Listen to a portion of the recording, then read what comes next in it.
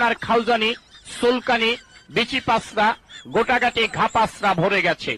চর্মরোগ চুলকানি কিন্তু একটা মজার রোগ। যখন চুলকানি শুরু হয় মনে হয় 70 টাকা রোজের কামলা লইয়া চুলকাই, কি যে ভালো লাগে। ও মামানি কথাটা কি তোমার মনে নাই?